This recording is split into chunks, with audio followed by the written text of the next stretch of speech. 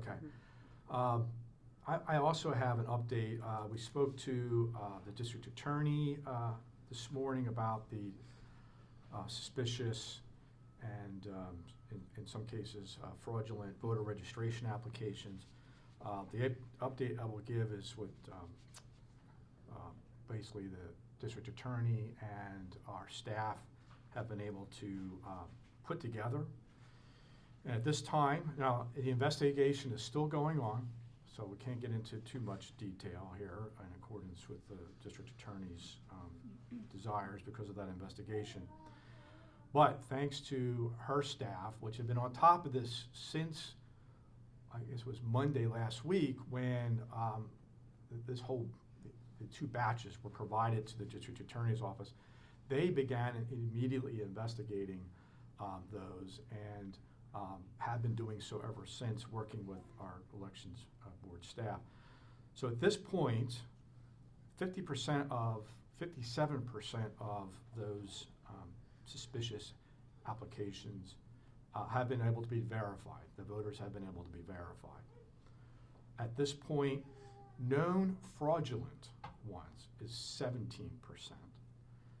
Those that are still being investigated, they're either incomplete or non-verified, total about 26%.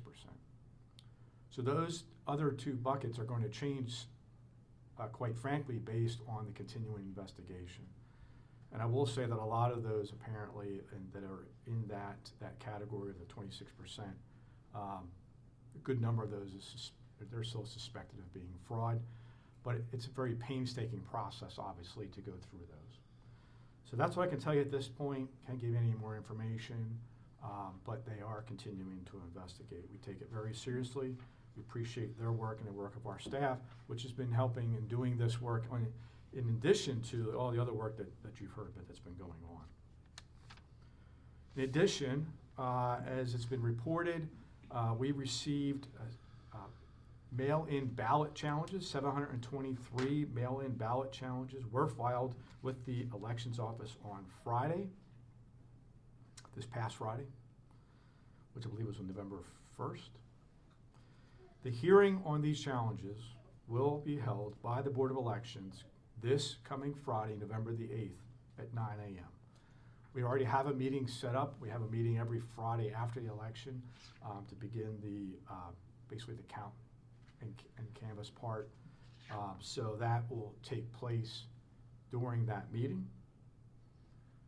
All at this time, the notifications regarding this hearing are being sent out to potentially impacted voters, as well as the individuals that are making those challenges.